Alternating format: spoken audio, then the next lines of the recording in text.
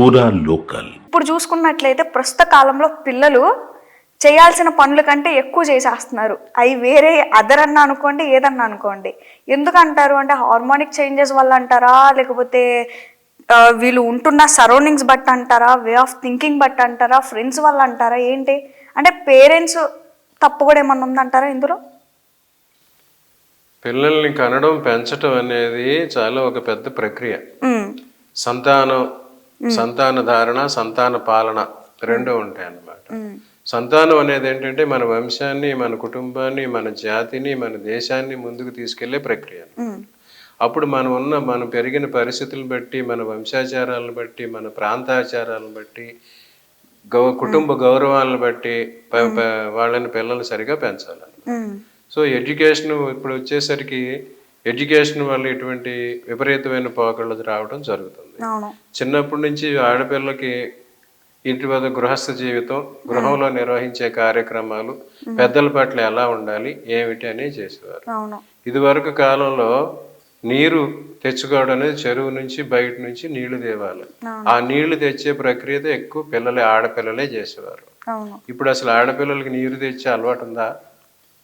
బిందెలతో కానీ చెరువుల దగ్గరికి వెళ్ళి కానీ నీళ్లు తెస్తున్నారు. అసలు మగవాళ్ళకి ఇప్పుడు ఆ పని వచ్చింది. వీడు ఎక్కడా లేకపోతే పోయి వాటర్ క్యాన్ వీడు మోసుకొస్తున్నాడు. అది ఒక చేంజ్ అన్నమాట. ఆ అమ్మాయి నీరు తేవటంలో ఆ ఆడపిల్లకి చంద్రుడు అనుగ్రహం, నీరు చంద్రుడికి ప్రతిరూపం అన్నమాట. అప్పుడు ఆ నీరు తేవటం నీటితో ఎక్కువ ఉండటే ఆడపిల్ల మీద చంద్రుడికి ప్రభావం, చంద్రుడి అనుగ్రహం ఎక్కువ కలుగుతుంది. వారికి ప్రేమ భావాలు, మంచి భావాలు జరుగుతాయి. సో ఆ రకమైన పనులు. తర్వాత ఇంట్లో ఎలా ఉండాలి, పెద్దల పట్ల ఎలా ఉండాలి, బంధువుల పట్ల ఎలా ఉండాలి అనేవి కొన్ని చూపించేవారు. అట్లాగే ఇదివరకు ఏంటంటే అక్కలు అన్నదమ్ములు పెళ్లిళ్ళు అయిన తర్వాత అక్కలింటికి బావలింటికి అమ్మాయిలు పంపించేవారు. ఎందుకంటే అక్క బావ ఎలా మెలుగుతున్నారు, వాళ్ళు ఎలాగా కాపురం చేస్తున్నారు అనేది వీళ్ళు తెలుసుకునేవారు అన్నమాట. చూసి తెలుసుకునేవారు. అక్క ప్రెగ్నెంట్ అయింది, గర్భిణి ధరించినప్పుడు చెల్లి వెళ్ళి ఆమెకు సాయం చేసేది. అప్పుడప్పుడు ఆమె భర్త పట్ల ఎలా, మీ బావగారికి కాఫీ కావాలి, బావగారికి టిఫిన్ కావాలి, ఇటువంటివి తింటారని, ఓహో ఈ రకంగా మనం కూడా చేయాలి కావాలి అనే ఒక ట్రైనింగ్ ఆమెకి వచ్చేది అనమాట. ఇప్పుడు అవన్నీ ఎక్కడున్నాయి? అట్లాగే ఈ మగవాళ్ళకు కూడా వీళ్ళ పట్ల ఎలా ఉండాలి, స్త్రీల పట్ల ఎలా చూడాలి, తల్లి అంటే ఎలా చూడాలి, పినతల్లి అంటే ఎలా చూడాలి, వదినలంటే ఎలా చూడాలి అనేది చెప్పేవారు అనమాట. కొన్ని కుటుంబాల్లో స్త్రీలను కళ్ళవైపు కూడా చూడకూడదు, కాళ్ళు చూసే మాట్లాడాలి, పాద దర్శనమే చేయాలి. రామాయణంలో లక్ష్మణుడు అంటాడు ఒకసారి, సీతని రాముడు ఎత్తుకుపోయిన తర్వాత సీతని ఎత్తుక్కుంటే అంతా వస్తే ఋష్యముఖి పర్వతం మీద అప్పుడు సీత తన నగలు పడేసింది. ఆ నగలన్నీ సుగ్రీవుడు తీసి వాళ్ళకి తెచ్చాడు. సో ఎవరో ఒక స్త్రీ ఈ నగలు మూట కిందకి విసిరింది, ఈ నగలు నా దగ్గర ఉన్నాయి, ఇవి మీ సీతవేమో చూడని చెప్పి సుగ్రీవుడు రాముడు చూపిస్తాడు. రాముడు కళ్ళమ్మట నీళ్ళు వచ్చి, నాకేమి కనిపించడం లేదు, ఈ నగలు ఎవరో మీ సీతవో కాదో నువ్వు చూడు లక్ష్మణ అంటాడు. అప్పుడు లక్ష్మణుడు అంటాడు, అన్నా వదిన గారు ఏ నగలు వేసుకుంటారో నాకు అసలు తెలియదు, ఆమె కాళ్ళకి మెట్టెలు మాత్రం నాకు తెలుసు, కాళ్లే చూసేవాడిని కనుక అవి చూసి చెప్తున్నాను అంటాడు. ఇవి వదిన గారివే అని చెప్తాడు. అటువంటి పద్ధతులు ఉన్న హిందూ ధర్మం అన్నమాట. అలా అందరికీ కూడా ఎవరి పట్ల ఏ రకంగా ఉండాలి, ఏ రకంగా బిహేవ్ చేయాలి, ఏ దృష్టితో చూడాలి అనేది చిన్నప్పటి నుంచే చెప్పాలి. ఇప్పుడు ఏదో కల్చర్ అని చెప్పి, ఓపెన్ కల్చర్ అని చెప్పి, ఇంటరాక్షన్స్ అని చెప్పి, కోఎడ్యుకేషన్ అని చెప్పి ఈ రకమైన ప్రక్రియలతో జాగటం వల్ల విశృంఖలతో వచ్చింది. ఓకే, ఫ్రీడమ్ తీసుకుంటున్నారు, కానీ ఫ్రీడమ్ రెస్పాన్సిబుల్ గా ఎంజాయ్ చేయాలి. ఫ్రీడమ్ వచ్చింది, ఒక చెట్లుకి ఇది వరకు పూల మొక్కలకి అందరికి కంచేస్తారు. గులాబీ పూలు ఉన్నాయంటే గులాబీ పూలకు ముళ్ళు ఉంటాయి, ఎందుకంటే పశువులు వచ్చి వాటిని తెంచేస్తాయి. వాటి తెంచకుండా వాటికి ముళ్ళు అడ్డుపడతాయి. అందుకు వారికి ఒక కట్టుబాటు అటువంటి అరేంజ్ చేశారన్నమాట. ఆ కట్టుబాటు రెండు రకాలుగా మంచిది అనమాట. ఎదుటి వాళ్ళు వచ్చి మన మీద పడకూడదు, మనం కూడా ఆ కట్టు దాటకూడదు. ఇటువంటి ప్రక్రియలు అటువంటి చిన్నప్పటి నుంచే నేర్పాలి. ఎప్పుడైతే మాకు ఫ్రీడమ్ అని చెప్పి ఇటువంటి దాన్ని దాటి బయటికి వెళ్తున్నారో అప్పుడు ఈ విపరీతమైన పోకళ్ళు వస్తున్నాయి. కానీ ఇప్పుడు అప్పటికైనా ఫ్రీడమ్ ఎంజాయ్ చేయండి, వాళ్ళకున్న ఫ్రీడమ్ ఎవరైనా ఎంజాయ్ చేయొచ్చు, బట్ విత్ రెస్పాన్సిబిలిటీ. ఎంతవరకు ఉంటుంది? నువ్వు నీ జీవితం నీ చేతిలో తీసుకుని రోడ్డు మీదకి వెళ్ళిపోయి నీ ఇష్టం వచ్చినట్టు ఉన్నావంటే అది నీదే రిస్క్. అవును, బయట వాళ్ళకి రిస్క్ లేదు. అది ఆ రిస్క్ గమనించండి. ఏదో ముందు నా ఫ్రీడమ్ నేను ఎలాగైనా ఉంటానని చెప్పి తిరగడం, ఏదైనా ప్రాబ్లం వచ్చి సమస్య వస్తే మాకు రక్షణ లేదు, ప్రభుత్వాలు ఏం చేస్తున్నాయి, వాళ్ళు ఏం చేస్తున్నారు, వీళ్ళు ఏం చేస్తున్నారు అన్నప్పుడు గుర్తొస్తాయి. అందుకే కొన్ని నియమాలు నిగ్రహాలు పెడతారు, అవి తెలుసుకోవడం ఇప్పటికైనా. అవును. ఇంకోటి ఏంటంటే డేట్స్ అది ఇది అని చెప్పేసి బయటికి వెళ్ళటాలు, పెళ్లికి ముందే ప్రెగ్నెన్సీలు రావటాలు, ఇలాంటివి కూడా జరుగుతూ ఉన్నాయి బాగా ఈ జనరేషన్లో అయితే. ఇప్పుడు పెళ్లి విషయంలో చూపించే గ్రహాలు రెండు, స్త్రీల విషయంలో ప్రభావం చూపించే గ్రహాలు చంద్రుడు, శుక్రుడు. ఓకే. పెళ్లి జరగాలంటే 5 గ్రహాల ప్రభావం మన మీద ఉంటుంది అనమాట. ఓకే. పెళ్లికి కావాల్సింది ఏంటంటే ముందు సఖ్యం, సౌఖ్యం, సహధర్మం, సహచర్యం, సంతానం. ఓకే. సఖ్యం అనేది ముందు ఒకళ్ళిక్కడికి ఫ్రెండ్షిప్ అన్నమాట. ఇద్దరు వ్యక్తుల మధ్య మగవాళ్ళు అయితే ఫ్రెండ్షిప్, మగ ఆడ మధ్య అయితే అది ప్రేమగా మారుతుంది. దీనికి కారకుడు చంద్రుడు. నెక్స్ట్ సౌఖ్యం. సౌఖ్యం అంటే శారీరక సుఖాలు పొందటం అన్నమాట, సెక్సువల్ ప్లెజర్స్. దానికి కారకుడు శుక్రుడు అన్నమాట. కొంతమంది పెళ్లికి ప్రేమించుకుంటారు, పెళ్లి తిరుగుతూ ఉంటారు, వీళ్ళిద్దరూ ప్రేమించుకుంటున్నారా ఇంక వీళ్ళే పెళ్లి చేసుకుంటారు అనుకుంటారు, కానీ వాళ్ళకి పెళ్లి జరగదు.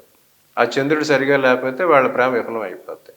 కొంతమంది ఏమి ఉండదు, ఇద్దరు కలిసి ఇప్పుడు ఆ కల్చర్ ఎక్కువైపోయింది, శారీరక సౌఖ్యాల కోసం వెళ్ళిపోవటం, ఓయో రూమ్స్ పోవటం అటువంటిదని వచ్చింది. అది శుక్రుడి ప్రభావం వల్ల జరుగుతుంది. శుక్రుడు శుభుడుగా ఉన్నాడంటే వాళ్ళు సరైన పద్ధతిలో వ్యవహరిస్తారు. ఈ శుక్రుడు, రాహువు, శని అటువంటి గ్రహాలు కలిసినాయి అంటే వారు ఇలాంటి విపరీత పోకళ్ళకి పోతారు. అటువంటి వాళ్ళే ముందు పెళ్లికి ముందే అన్ని అనుభవించటం, పిల్లల్ని కంటం, ఆ తర్వాత బాధపడటం అనేది జరుగుతుంటది. తర్వాత వచ్చేసరికి సఖ్యం, సౌఖ్యం తర్వాత సహధర్మం అనేది పాటించాలి. సహచర్యం పాటించాలి. సహచర్యం అంటే ఒకళ్ళనొకరు కలిసి ఉంటాం అనేది అనమాట. ఆ కలిసి ఉండడం అనేది ఒక అగ్రిమెంట్ అనమాట. ఆ అగ్రిమెంట్ కారకుడు బుధుడు అనమాట. ఆ బుధుడు నువ్వు నేను కలిసి ఉందో మనం ఈ రంగం పెళ్లి చేసుకోవాలి, ఈ ప్రక్రియ ఇది వరకు పెద్దలు అరేంజ్ చేసేవాళ్ళు, ఒప్పందం చేసుకుని అది వీళ్ళ చేతిలోకి తీసుకుంటున్నారు. ఇప్పుడు అది ఎక్కడికి పోయిందంటే కోలివింగ్ లోకి వెళ్ళింది అనమాట. కోలింగ్ లివింగ్ అనేది ఒక రకంగా ఇల్లీగల్ అవుతుంది అనమాట. సో దానికి కారకుడు బుధుడు. బుధుడైతే ఎవరికైతే చెడిపోయారో వారు ఇలాంటి ప్రక్రియలోకి వెళ్తారు. పెళ్లిలో అటువంటి కాకుండానే పిల్లలు కంటం అనేది జరుగుతుంది అనమాట. ఇక తర్వాత పరమావధి, పెళ్లికి పరమావధి సంతానాన్ని పొందటం. ఆ సంతానాన్ని ఇచ్చేవాడు గురువు. గురువు అనుగ్రహం ఉంటే సంతానం వస్తుంది అన్నమాట. గురువు అనుగ్రహం లేకపోతే సంతానం రాదు. ఈ సంతానం కూడా విపరీతమైన పోకళ్ళు ఉన్నాయంటే పెళ్లికి ముందే సంతానం కలగటం, వాళ్ళు పెళ్లిపోయినా తర్వాత వాళ్ళు రెగ్యులర్ చేసుకోకపోవటం, ఆ సంతానం అనాథ సంతానంగా మారిపోవటం కూడా జరుగుతుంది, అక్రమ సంతానంగా మారిపోవడం జరుగుతుంది. దానికి గురువు చెడిపోతే ఇటువంటి ప్రక్రియలు వస్తాయి. తర్వాత ఒక భార్యాభర్త పెళ్లి చేసుకున్న తర్వాత చిరకాలం వాళ్ళు మరణించేదాకా కలిసి ఉంటే కారకుడు శని అన్నమాట. ఎవరి జాతకంలో అయితే శని చెడిపోతాడు వాళ్ళకి వియోగమో, విడాకులో, విషాదమో ఏదో ఒకటి జరుగుతుంది అనమాట. వాళ్ళు విడిపోవటం జరుగుద్ది, లేకపోతే వియోగం, కొంతకాలం వాళ్ళొక చోట వీళ్ళొక చోట ఉండటం జరుగుద్ది. కొన్ని గొడవలు వచ్చి మళ్ళీ తర్వాత కలవటం జరుగుద్ది. లేదా ఒకళ్ళకన్నా ఒకళ్ళు ముందు చనిపోయి వీళ్ళు ఆ విరహ బాధ అనుభవించడం జరుగుతుంది. సో 5 గ్రహాల ప్రభావం మన పెళ్లిళ్ళ మీద ఉంటుంది అనమాట. సో 5 గ్రహాల అనుకూలతలో కనీసం 3 గ్రహాలన్నా అనుకూలం ఉన్నదో లేదో చూసుకోవాలి. ఇక్కడ ఈ సఖ్యం, సౌఖ్యం అనేది ఇప్పుడు ఎక్కడ వెంపర్లాడిపోతున్నారు, కానీ సహచర్యం, సహధర్మం, సహజీవనం దానికి లేదు. ఈ 3 గ్రహాల అనుగ్రహం అన్నా వాళ్ళ జాతకంలో ఉందో లేదో చూసుకుని వాటి అనుగ్రహం ఉండే విధంగా జాతకాలు కలుపుకుని అటువంటి వాళ్ళకి పెళ్లి చేసుకుంటే మంచిది. ఓకే. అయితే ఇప్పుడు ఎలా ఉంటే అలాంటి ఆలోచనలకి మనం దూరంగా ఉండొచ్చు అంటారు? అంటే ఇప్పుడు మనం చెప్పుకున్న వాటిలోనే అలా ఒక బ్యాడ్ థింగ్ వైపు వెళ్లకుండా మనం ఎలా ఉంటే బాగుంటుంది, అబ్బాయిలైనా కానీ అమ్మాయిలైనా కానీ? ఎవరినైనా పెంపకంలోనే ఉంటుంది, తల్లిదండ్రుల పెంపకంలోనే ఉంటుంది. తల్లిదండ్రుల్ని పిల్లలు అనుకరిస్తారనమాట. పిల్లల్ని పెంచడంలో 3 రకాల పద్ధతులు ఉంటాయి అన్నమాట. మార్జాల న్యాయం, మర్కట న్యాయం, కశ్యప న్యాయం అని 3 ఉంటాయి. మార్జాలం, మర్కటం, కశ్యపం. మార్జాలం అంటే పిల్లి పిల్లల్ని పెడుతుంది. పిల్లల్ని పెట్టి 5-6 పిల్లల్ని పెడుతుంది. ఒక్కొక్క పిల్లని నోటితో కరిచిపెట్టి గదులు మారుస్తుంది. పిల్లల్ని పెట్టి ఊరంతా తిప్పింది అంటారు. ఎందుకంటే అక్కడ సేఫ్టీ ఉండదన్నమాట. ఆ పిల్లలు ఏమైపోతారు అని చెప్పి ఆ పిల్లి 5 పిల్లల్ని, ఎన్ని పిల్లల కంటే అన్ని పిల్లల్ని నోటితో వాటి పట్టుకుని ఒక గది నుంచి ఇంకొక గదికి మారుస్తుంది అనమాట. ఓకే. అది మార్జాల న్యాయం అంటారు. అది 7 సంవత్సరాల వరకు, పిల్లలకి 7 సంవత్సరాలు వచ్చే వరకు ఆ రకంగా పెంచాలన్నమాట. ప్రతి పని తల్లిదండ్రులే చూడాలి. తర్వాత మర్కట న్యాయం అంటారు. మర్కటం అంటే కోతి అన్నమాట. కోతి పిల్లల్ని కంటది. ఆ కోతి పిల్లల్ని చూడండి మీరు. ఆ తల్లి కోతిని పిల్ల కోతి వాటేసుకుంటది. అవును. వాటేసుకుని ఆ పిల్ల కోతి వాటేసుకున్నా సరే తల్లి కోతి ఒక చెట్టు నుంచి ఇంకో చెట్టుకి దుంగుతూ ఉంటది. ఆ రకంగా దంపతులు కూడా, తల్లిదండ్రులు కూడా ఉద్యోగ వాటిలోను, పరిశ్రమల్లోనూ, ఈ ఉద్యోగాల్లోనూ, ధన సంపాదనలోనూ ఈ నిర్వహించే సమయంలో రకరకాల పనుల మీద అట్లాగా జంప్ చేస్తూ ఉంటారు. ఆ సమయంలో ఈ పిల్లలు వాళ్ళు అంటి పెట్టుకుని ఉండాలి. కోతి పిల్లలు కోతి తల్లిని ఎలాగైతే అంటి పెట్టుకుంటుందో వాళ్ళు ఎంత జంప్ రిస్క్ చేసుకుంటున్నా వీళ్ళు తల్లిని అలా అట్టి పెట్టుకుని ఉండాలి. 20 ఏళ్ల వరకు మర్కట న్యాయం. తర్వాత కశ్యప న్యాయం. కశ్యపం అంటే తాబేలు. తాబేలు ఏం జరుగుద్ది? తాబేళ్ళు ఎక్కడ ఉంటాయి? సముద్రాల్లో కానీ, నదుల్లో కానీ, నీళ్ళ చెరువుల్లో ఉంటాయి. అవి ఏం చేస్తాయి? ఈ టైంకి వచ్చేసరికి కప్యులేషన్ అయ్యి ఒడ్డుకు వచ్చి గుడ్లు పెడతాయి. ఇసుక తవ్వి గుడ్లు పెడతాయి. గుడ్లు పెట్టి రెండు మళ్ళీ సముద్రంలోకి వెళ్ళిపోతాయి. ఈ పిల్లలు పొదిగిన తర్వాత పిల్లలు అవుతాయి. పిల్లలు ఏం చదువుతాయి? ఆ టైంకి ఆ తల్లి తండ్రి తాబేళ్ళు మళ్ళీ ఒడ్డుకు వస్తాయి. ఏ తాబేలు పిల్లలు గుడ్లు పొదిగినాయో ఆ తాబేలు పిల్లలన్నీ ఆ తల్లిదండ్రుల దగ్గరికి వెళ్తాయి. దీని మీద ఎక్స్పెరిమెంట్స్ కూడా చేశారన్నమాట.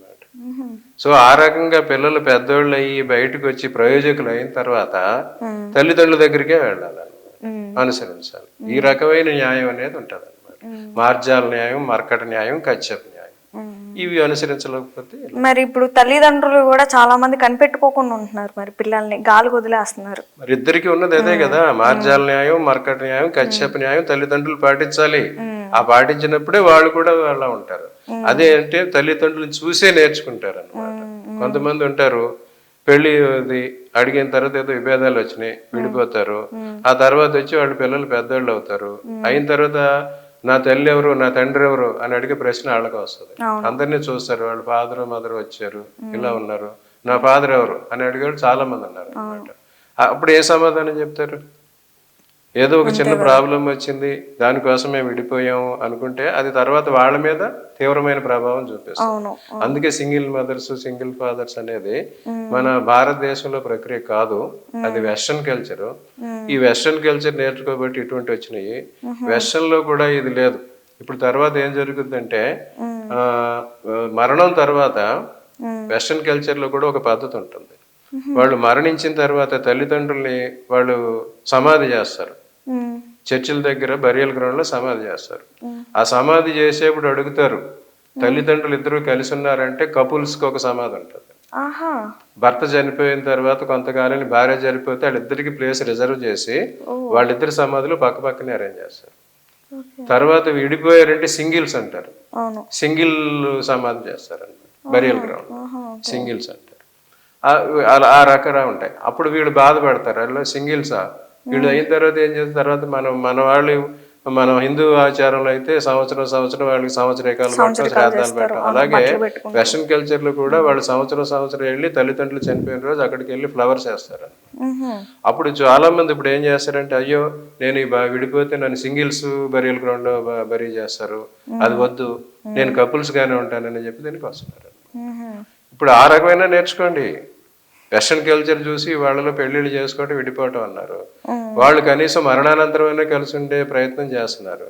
ఆ రకంగా మీరు అదైనా నేర్చుకోండి. వెస్టర్న్ చూసి అన్ని కల్చర్ నేర్చుకున్నప్పుడు ఈ కల్చర్ కూడా నేర్చుకోండి. సింగిల్ బరియలా, కపుల్ బరియలా, అదే తెలుసుకుంటే ఇటువంటి విపరీతాలు ఉండవు. ఓకే గురూజీ. సో ఎందుకంటే గురూజీ ఈ కాలంలో పిల్లలు అసలు సొంత నిర్ణయాలు తీసుకొని కావాలనే గుంటలో పడుతున్నట్టుందన్నమాట. చాలా చక్కగా చెప్పారు. ఇకనైనా మరి గురువు గారు చెప్పారు కాబట్టి వినండి, మంచి మంచి డెసిషన్స్ తీసుకోండి, లైఫ్లో కొంచెం మంచిగా ముందుకు పోండి.